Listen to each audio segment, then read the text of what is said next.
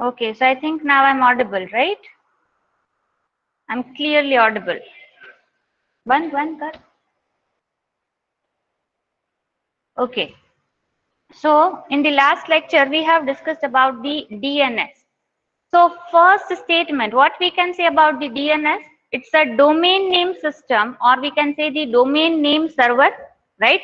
What is the purpose of using the DNS? Why you were not there in last lecture?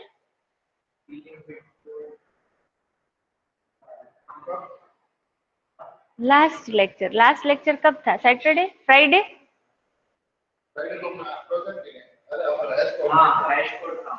अच्छा, इसलिए रात को 4 बजे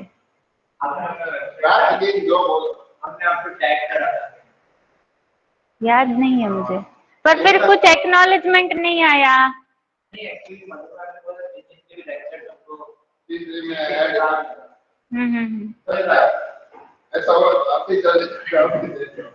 ठीक है। So DNS, we have discussed about the DNS, that is the domain name server or a domain name system, right? So first, what we can say about the DNS, it converts the domain name into an IP address. The purpose of using the DNS is just to convert the domain name into an IP address. Let's say now there is a two entity, client and a server, right? Client is requesting for any domain. Let's say client is requesting for www.instagram.com or facebook.com, right? Client ने कोई भी URL type किया. I speak in Hindi as well as in English. Okay? The same sentence will be there in English also. Okay, so if the client types www.facebook.com, right? So how this query, how this request will be passed from all these DNS hierarchies, right? So for that we have discussed that there are mainly 4 types of the DNS server. First is DNS resolver, second is root DNS server, third is top level domain, that is TLD, and fourth is authoritative domain name server. थोड़े भारी भरकम words है और याद रखने हैं, right? पहला क्या है? DNS resolver, second is root DNS, third is TLD, top level domain name server, and fourth is authoritative DNS, authoritative domain name server. Now in the DNS, I think we have discussed this hierarchy. ये discuss किया था, right? तो यहाँ पे क्या हो रहा है? Let's say that this is a client and client is typing. Ma'am, I am sharing my screen.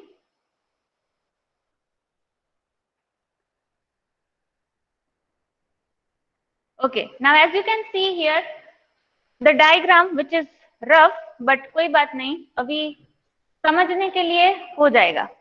So if you can see here this is the client and the client is typing www.facebook.com in their system. अब क्या होगा यहाँ से?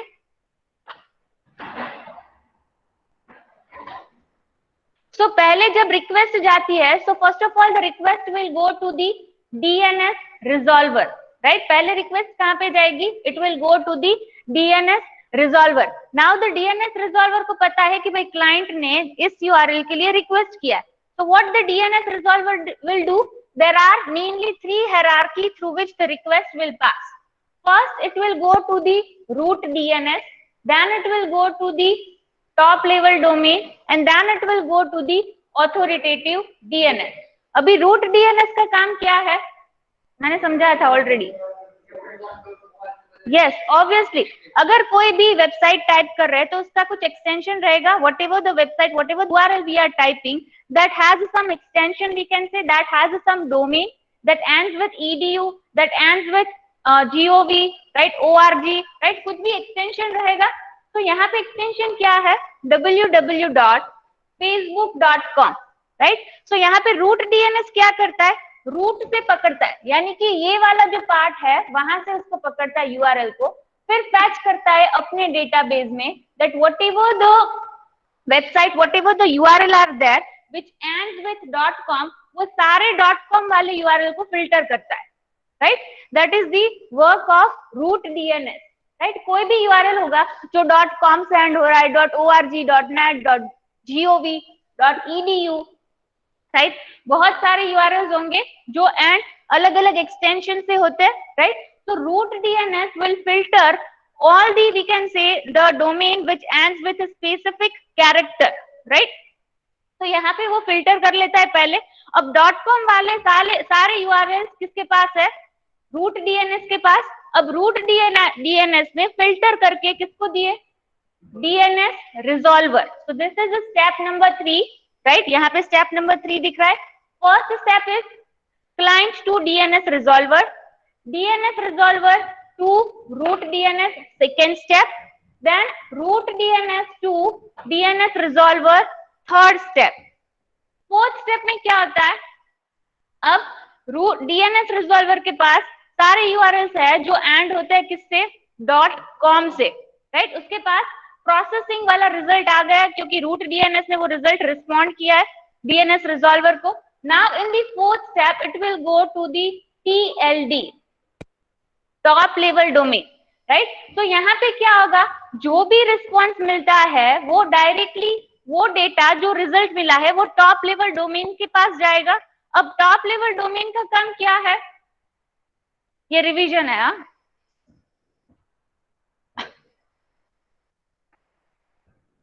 Top level domain क्या करता है?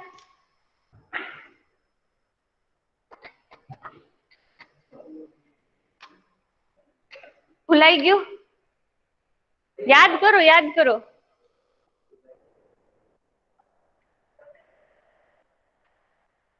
Ma'am authoritative DNS को identify करता है। Obviously yes. हाँ हाँ हाँ बोलो। Yes Smriti.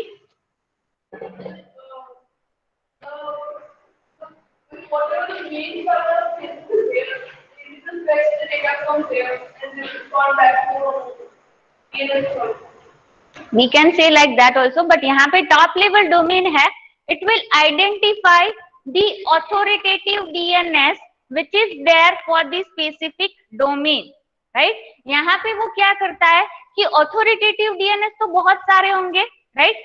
When we are purchasing the domain, at that time वो डोमेन परचेस करते हैं तब वो रजिस्ट्री करवाते हैं हम लोग, राइट। तो रजिस्ट्री में क्या होता है? तब तक वी कैन से कि उस रजिस्ट्री में ऑथोरिटेटिव डीएनएस एक स्टोर रहता है जो एक एग्जैक्ट आईपी एड्रेस प्रोवाइड करता है जो भी यूआरएल क्लाइंट रिक्वेस्ट कर रहा है उसके लिए, राइट।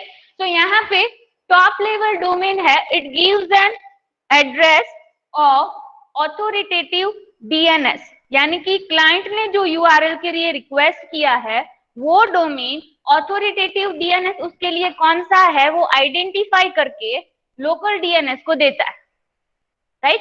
अभी लोकल डीएनएस रिजॉल्वर के पास क्या है?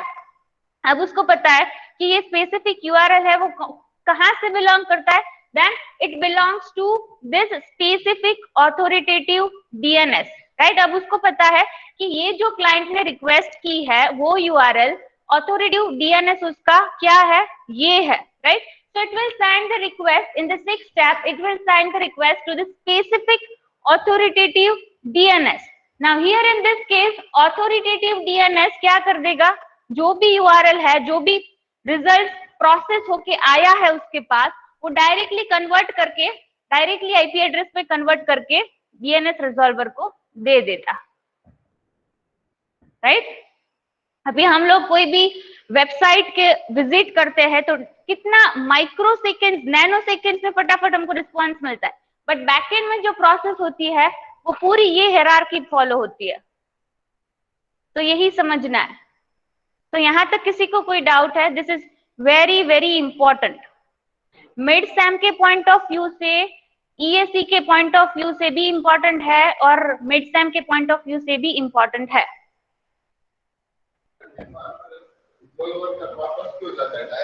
देयर आर टू केसेस, वो समझाती हूँ। क्वेरी है वो भी है, there are two queries for that, directly भी हो सकता है, there is a iterative query and the recursive query, वो भी वो नेक्स्ट टॉपिक है।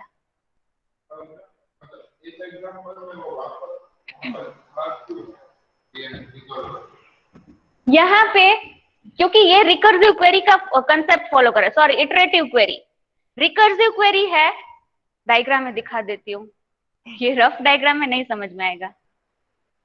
Let me open the PPT.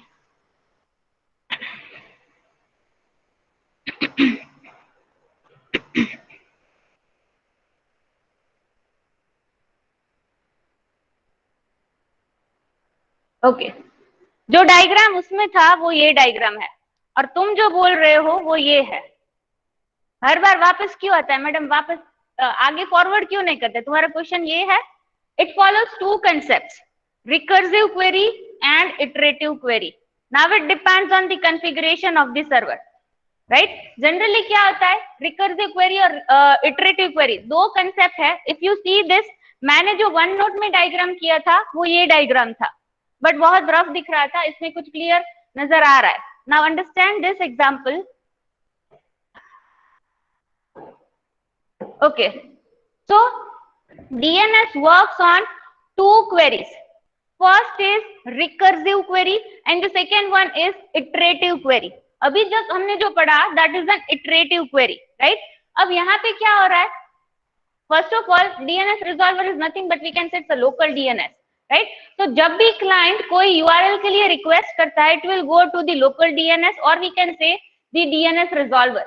Now let's से यहाँ पे एक एग्जांपल देके समझाया है कि अगर यूआरएल ये है sys.poly.edu, तो यहाँ पे डोमेन क्या है, edu से एंड हो रहा है. तो first of all the query will be passed to the local DNS. अभी लोकल डीएनएस क्या करेगा,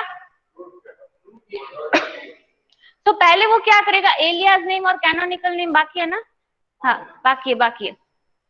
तो यहाँ पे क्या होता है, फर्स्ट dns.poly.edu मतलब क्या है कि क्वेरी है वो लोकल डीएनएस सर्वर के पास आ गई है, राइट. नाउ लोकल डीएनएस के पास इतना सारा डेटा नहीं होता है कि वो पूरे जो सारे एक्सटेंशन किसी स्पेसिफिक चीज से एंड होते हैं वो स्टोर करे. तो लोकल डीएनएस क्या करता है, there is one specific server which stores all the domains, right. तो वो क्या है, रूट डीएनएस. तो वो क्वेरी फायर होगी यहाँ से, फिर रिस्पॉन्ड आएगा, फिर वहां टीएलडी में फायर होगी, रिस्पॉन्ड आएगा, यहाँ पे फायर होगी, रिस्पॉन्ड आएगा. तो यहाँ पे क्या हो रहा है, इटरेशंस परफॉर्म हो रहे हैं.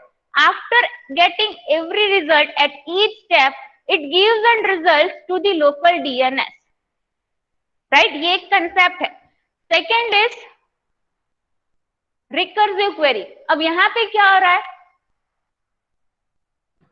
sys.poly.edu, राइट. ये यूआरएल क्लाइंट ने रिक्वेस्ट किया. First of all the request will go to the local DNS, then it will pass to the root DNS. अभी रूट डीएनएस हर एक टाइम पर लोकल डीएनएस को रिस्पॉन्ड नहीं करेगा अगर उसके पास वो डेटा नहीं है.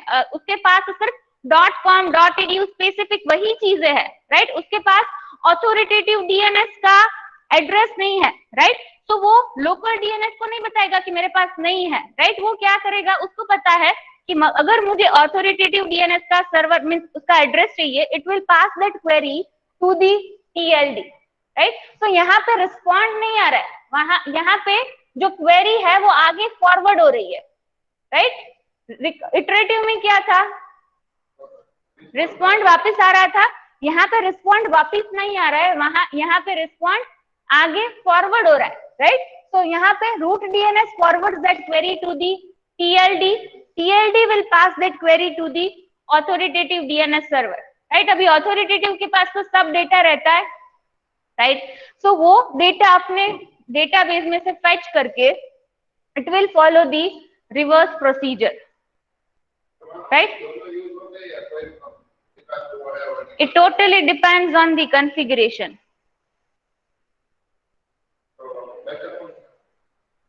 बेटर तो ऑब्वियसली यही होगा क्योंकि इसमें टाइम कंज्यूम कम होता है, ऐसा बताते, क्योंकि यहाँ पे हर एक बार इटरेटिव है तो ऑब्वियसली इटरेशन ज्यादा परफॉर्म होंगे तो टाइम ज्यादा लगेगा रिस्पॉन्स टाइम के लिए, राइट. और क्लाइंट को भी ज्यादा वेट करना पड़ेगा, so obviously this is more efficient. तो ये सिर्फ कंसेप्ट आपको याद रखने, कंसेप्ट समझ में आया, what is recursive, what is iterative. Confuse मत होना. इटरेटिव मतलब याद रखना इटरेशन, राइट. यहाँ पे इटरेशन परफॉर्म हो रहे थे लास्ट इमेज में. So this is an iterative query. right? At every iteration it is giving the response to the local DNS or a DNS resolver, but in this case it forwards the query to the next DNS server. Clear? root DNS શું કરે? root DNS will identify the root of the URL. root से पकड़ता है. अभी कोई भी website है, मान लो www.instagram.com, तो वो पीछे से पकड़ेगा कि इसका डोमेन क्या है. .com वाला જેટલા URLs હોય ને એને ફેચ કરે, because ઘણા બધા ડોમેન્સ હશે, generic domain .gov, .com, .net, .org, right? તો એમાંથી .com વાળું ફેચ કરવું હોય તો પહેલા શું કરશે? .com વાળા બધા પહેલા ફિલ્ટર કરશે, પછી એને પ્રોસેસ કરશે આગળ. Okay, next is DNS records, right? अभी records भी कुछ fields में स्टोर होते होंगे, राइट? DNS के records. So there are, we can say, distributed database storing resource records in the 4 fields. 4 fields में पूरे records स्टोर होते हैं. First is, we can say, name, value, type and TTL. What is TTL? मैंने बताया था पहले.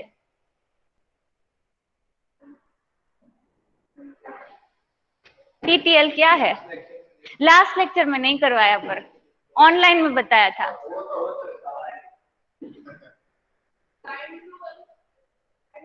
Time to, हाँ time to सही है. What is TTL? Pema?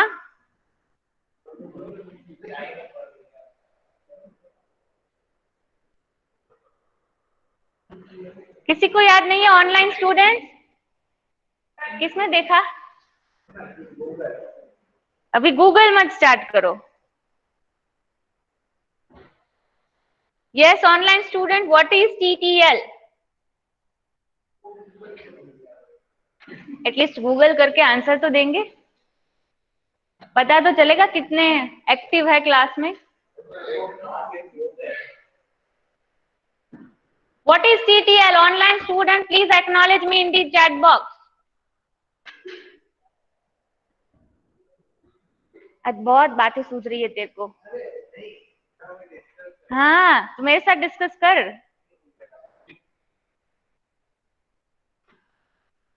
What is TTL?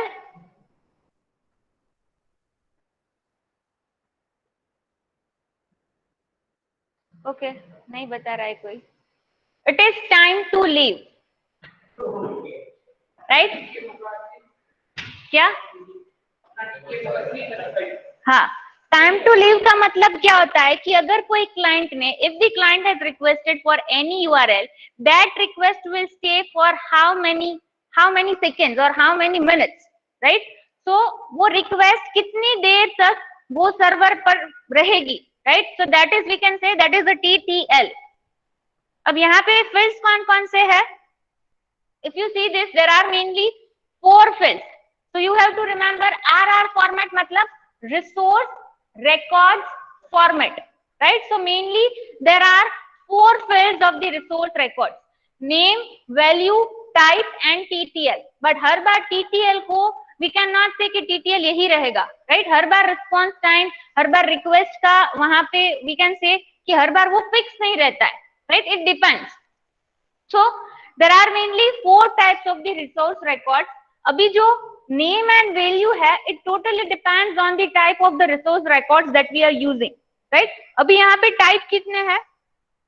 Type equals to A, type equals to CNAME, type equals to NS and type equals to MX, right? ये सारे records के नाम है. अभी let's say कि मैंने resource record type A use किया है, right? So type A के लिए ये name और ये value क्या रहेगा? So if you look at this, name is the host name and value is the IP address. Now let's say कि मारवाड़ी यूनिवर्सिटी का क्या है, host name क्या है? www.marwadiuniversity.ac.in, that is the host name. और पीछे जो होगा वो क्या होगा? भूल गए?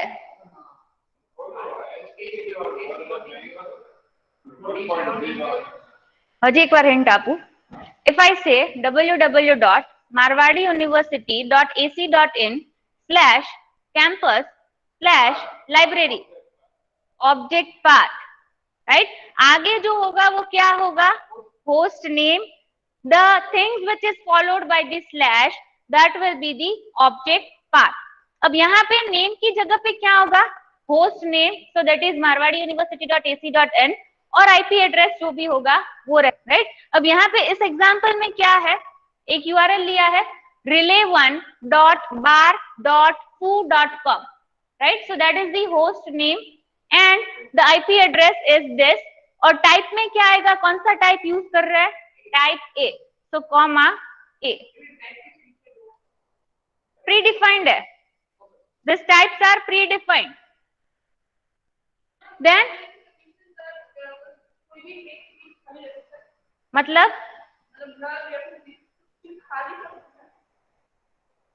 इट टोटली, ये जो रूल्स है वो टोटली नेम और वैल्यू की जो पोजीशन है, it totally depends on all this type. कौन सा रिसोर्स रिकॉर्ड, कौन से टाइप का रिसोर्स रिकॉर्ड हम लोग यूज कर रहे हैं, it totally depends on that. Now let's take the another example, type is equals to ns. तो उसके लिए फिर से रूल्स चेंज हो गए, रूल्स तो नहीं बोल सकते बट वी कैन से उसकी वैल्यू जो है वो चेंज हो जाएगी. सो हियर नेम, जो फर्स्ट फील्ड है नेम, वहां पे क्या होगा, domain.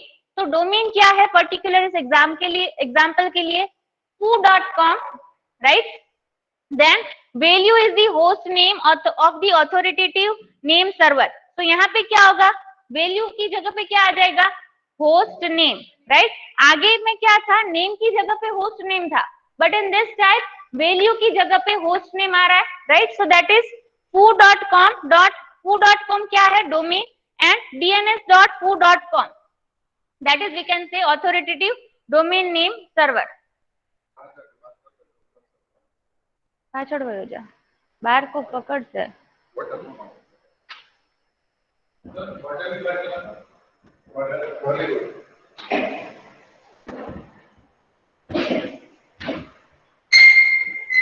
Okay, next is C name. तो यहाँ पे सी नेम क्या है, type is equal to C name, it is one type of the resource record. यहाँ पे नेम इज एलियास नेम. अभी यहाँ पे दो नेम्स यूज किए जाते हैं पर्टिकुलर यूआरएल के लिए, we can say one is alias name and the another one is canonical. बहुत जोर से बोलो છો ને, એટલે જ મારું ગળું ઘસાય છે. ગરમ પાણી है इसमें, આટલા જ જણા છે તો શું કામ આટલું જોરથી બોલું.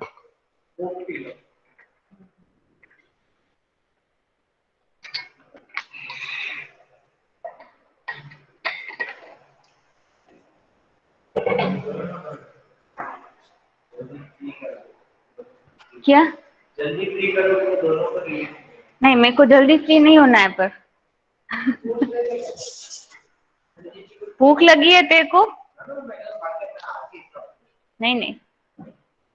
Okay, so third is type is equals to C name, right. अभी यहाँ पे सी नेम पे दो वैल्यूज आएगी, that we can say alias name and the another one is canonical name. अब यहाँ पे एलियास नेम क्या होगा, let's say a canonical name that is the complex name of the URL, right. Now let's say कि अगर कोई website है, right, तो उसका let's say कि westzone.bar, अभी मेरे को लिखना पड़ेगा,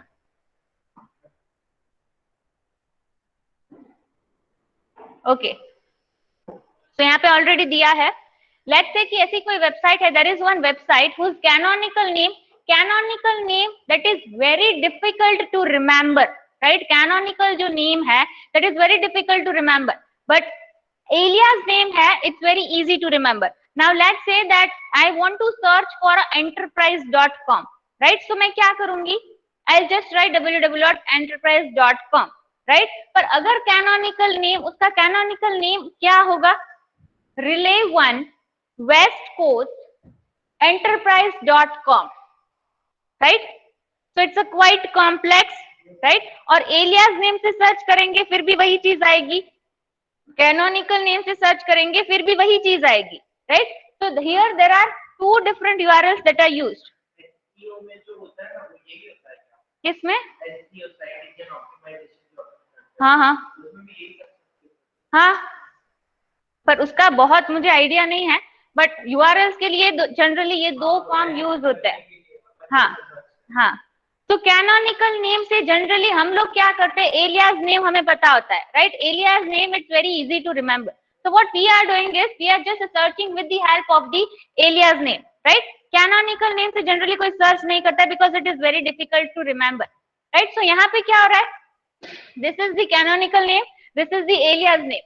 अभी type C name है, that is a here the name in the name field, the name is the alias name for the canonical, the real जो canonical होता है वो real होता है, right? Name and value is the canonical name. तो यहाँ पे alias name क्या है particular this for this foo.com. So here foo.com, value में क्या है, canonical name यानी कि पुराना, so relay1 dot bar dot foo.com, right? Then next is type mx. So type mx में क्या आएगा, वैल्यू आप यहाँ पे बताओगे, value is the name of the mail server associated with name, and name में क्या है, नेम का फील्ड नहीं दिया है, एग्जांपल देके बता सकते हो। Name is the domain name and value is the name of the mail server associated with the name. तो या सारे रिसोर्स रिकॉर्ड्स ये याद रखना है, उसकी नेम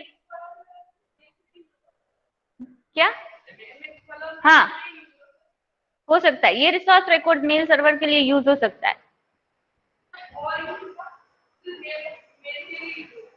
एप्लीकेशन हो सकती है बट ज्यादातर मेल सर्वर के लिए यूज होता होगा। ओके, सो यहां तक क्लियर?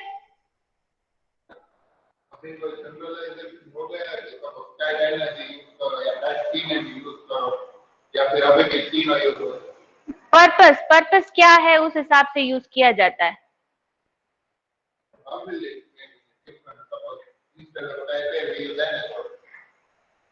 मतलब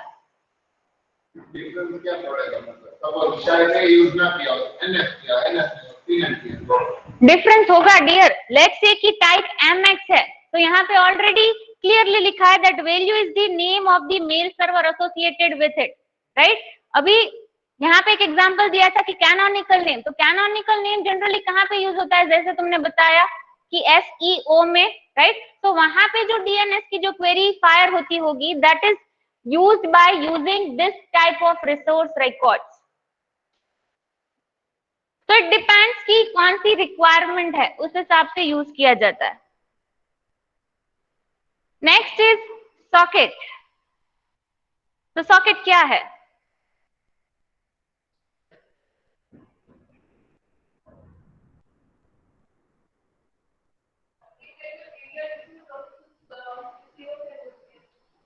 एक type of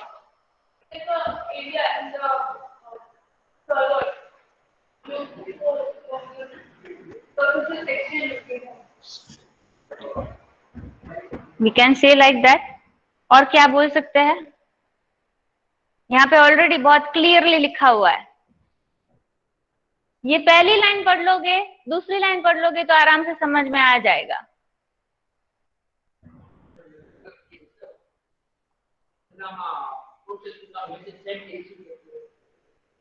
okay, second line पढ़ो, क्या लिखा है? Socket is analogous to door. मतलब क्या? तो कुछ रिलेट कर सकते हो?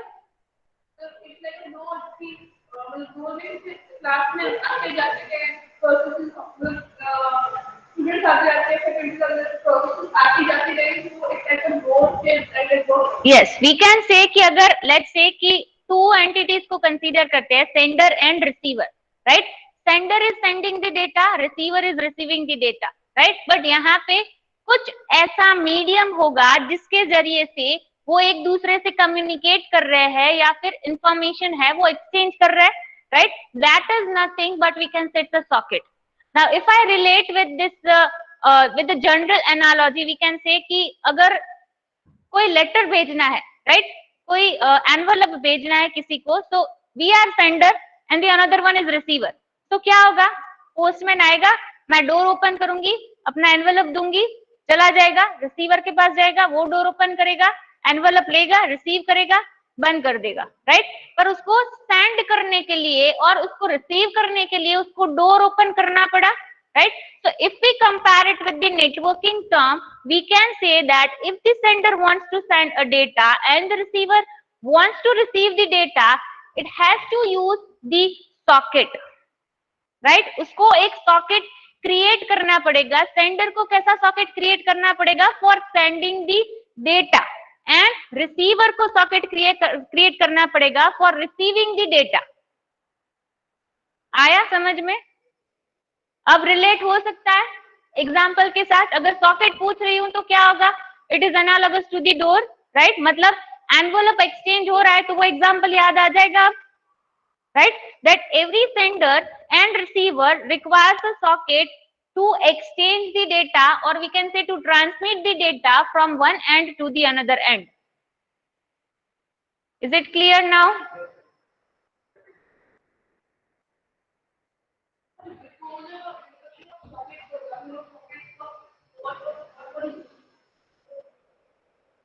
Before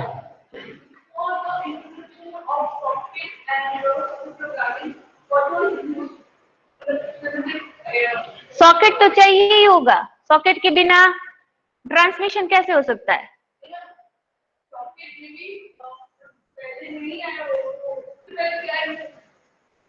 सॉकेट के पहले तो मुझे भी आइडिया नहीं है इतना दूर मैंने नहीं सोचा है तो we can say socket is used. Okay, यहां तक किसी को कोई डाउट है? Online students, any doubt up till now? No.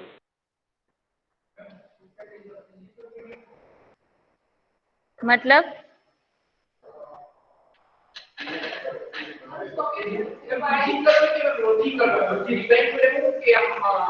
Socket ને આમ જોવા જાય તો એને પ્રોગ્રામિંગ કરીને ચિપમાં ઓલું કરી શકીએ, મતલબ એમ કહી શકીએ કે એનું પ્રોગ્રામિંગ કરીને એક ચિપમાં ફિટ પણ કરી શકીએ, અને સોકેટ આમ જોવા જાય તો આપણે ફિઝિકલ ડિવાઇસ એ આવે છે, right? So both the things are there.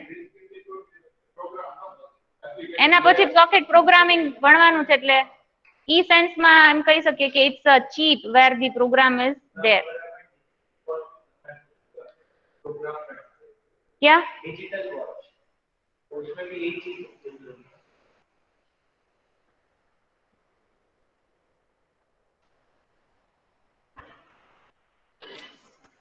Okay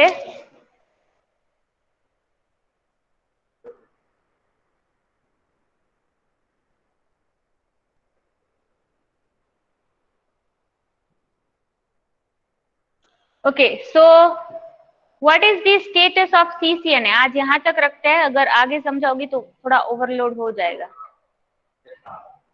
ठीक है? What is the status of CCNA? आज मैंने ए बैच थी आज शायद, हाँ हाँ, आपका क्या है, मैंने गूगल क्लासरूम की लिंक मेल की है, ऑनलाइन स्टूडेंट्स आप लोगों को वो ज्वाइन करना है, राइट? और सर्टिफिकेट भी आपको उसमें ही सबमिट करना है, lab manual and certificate you have to submit over there. A batch वालों को तो पता है, B and C batch, okay, quiz completed, exam is already activated, so 1 to 4 chapters की exams it's already activated, so you can just go through that exams, right? एक बार देख लो. One more thing, that if you are getting less than 75% in the chapters exam, your certificate will not be generated. So to generate the certificate, at least you need to achieve 75% score. Is it clear to all of you?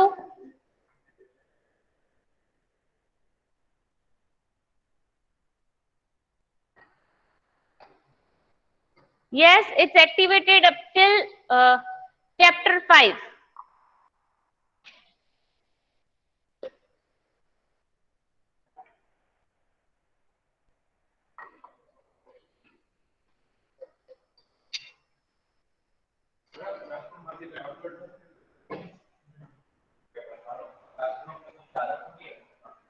अभी नहीं डाला, अभी सिर्फ join करना है, आज ही create किया है, अभी कुछ बना भी नहीं होगा आपके साइड, क्या करोगे?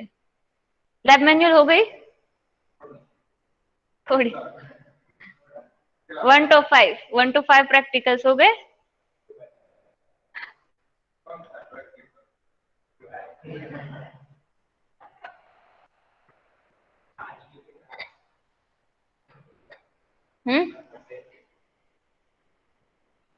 ओके, मिड सम का सिलेबस आप लोगों ने नहीं पूछा? प्रिपेयर नहीं कर रहे हो क्या?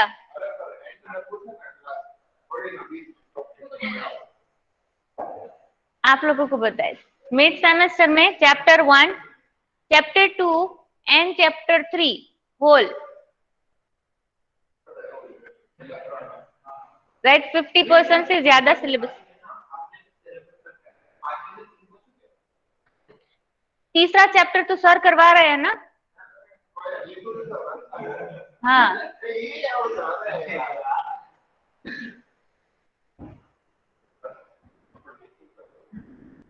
सो चैप्टर 1, चैप्टर 2 हमारा सिर्फ एक ही टॉपिक बाकी है, that is socket programming, and chapter 3 that is a transport layer, right? So you have to prepare 3 chapters for mid semester 1, right? Try to score maximum marks in mid 1, right? Because आपको शायद best out of 2 नहीं है, आपकी average है। हाँ, है नहीं? ऐसा ही है। तो मिड 1 प्लस मिड 2 उसका एवरेज होगा और वो डायरेक्टली ऐड होगा आपके रिजल्ट्स में, right? So try to cover the maximum score from mid 1। Mid 1 में ज्यादा कवर कर लो, फिर मिड 2 के टाइम पे सबमिशन का प्रेशर होगा, ईएससी एग्जाम्स होगी, असाइनमेंट सबमिट करने होंगे, राइट? सो मिड 2 में इतना नहीं प्रिपेयर कर पाओगे, तो try to cover more marks in mid 1, right? और आगे के जो चैप्टर्स है वो भी इजी है, चैप्टर 1, चैप्टर 2 और चैप्टर 3, राइट? 1, 2 तो पूरे कंप्लीट हो ही गए, चैप्टर 3 में मुझे नहीं पता है कि कितना हुआ है, राइट? बट वो चैप्टर पूरा होगा, राइट? सो चैप्टर 3 में कितना है, हो गया सब कुछ?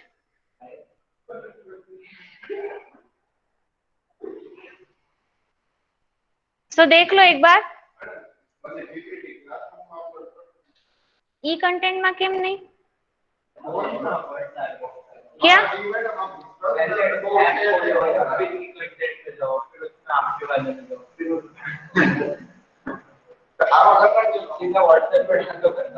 ठीक है, क्लासरूम में, पर क्लासरूम सबने अभी तक ज्वाइन नहीं किया होगा। क्लासरूम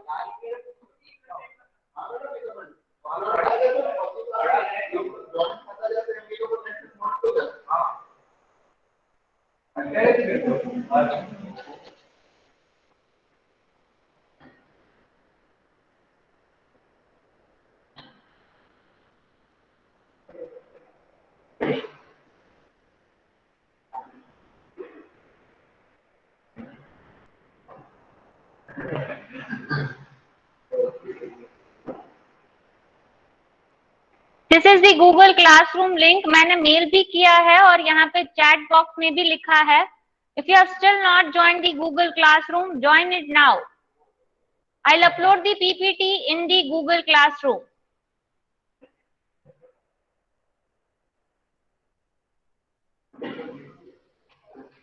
Okay, so attendance ले लो कि चले जाना है? हॉल प्रेजेंट नहीं है।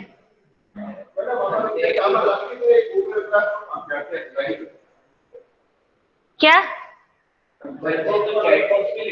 नहीं ना હું લઈ લઉં છું, લાઈનમાં લઉં ને? બસ હજી 3:55 ના પૂરો થાય અને બસ ક્યારે ઉપડે?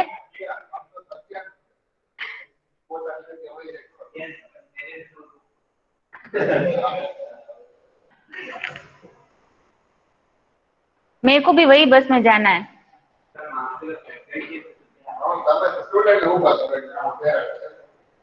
वन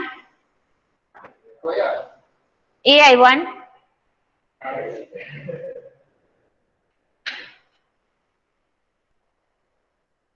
प्रेमा, तुमने फिर से क्यों लिखा? तुमको लिंक नहीं मिली? Sorry, why you have written again?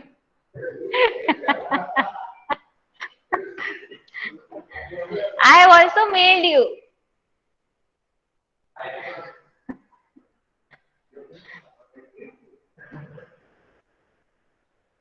One,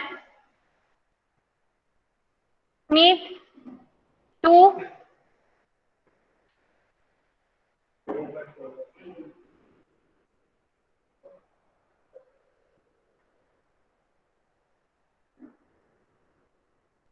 two is there.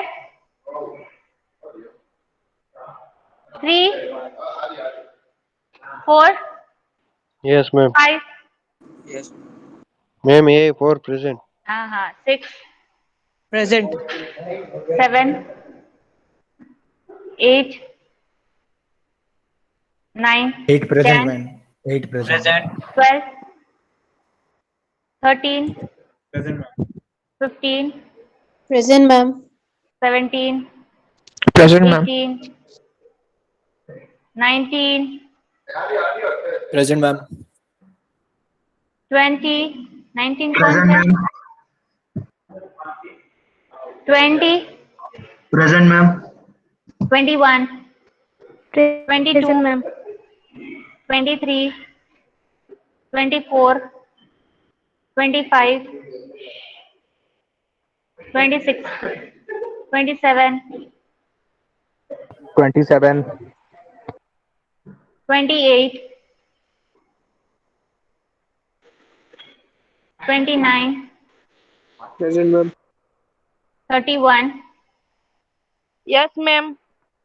32, 33, 34, Present, ma'am.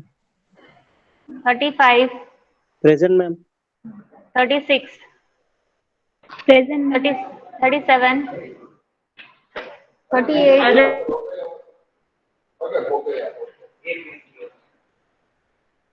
38, 38, 39,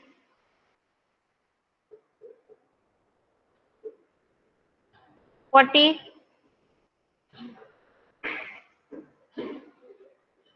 46, 47, Present, ma'am. 48, 49, 50, 51, Present. 52, Present, ma'am. 53, Present, ma'am. 54, 55, Present, ma'am. 56, Yes, ma'am. 57, 58, Present, ma'am. 59, 60, 61, 62, 63, 64, 65, Present, ma'am. 67, Present, ma'am. 68, 71, Yes, ma'am. 73,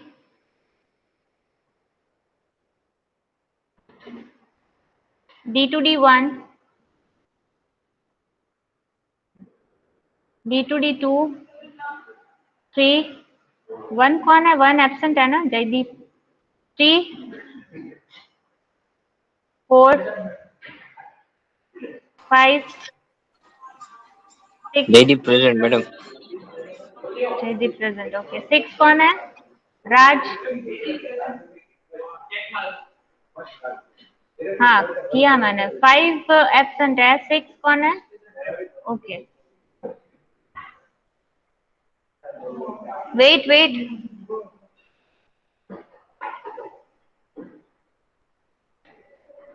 big data वाले students क्यों नहीं आ रहे? बिपिन तो आया था सुबह.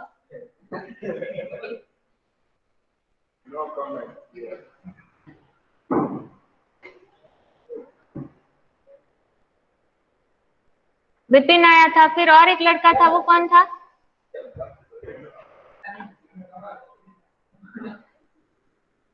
One. Present, ma'am. 2, Yes, ma'am. 3, 4, Present, ma'am. 5, Ma'am, Present, three ma'am. present. I wrote in chat box. 5, 7, 8, 9. Present, ma'am. It is there. 10, 11, 12. Present, ma'am. 12 is present. Yes, ma'am. 13.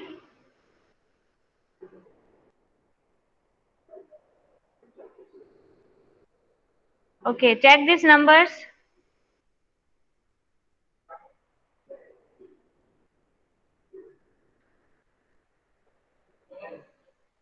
Okay, you may leave.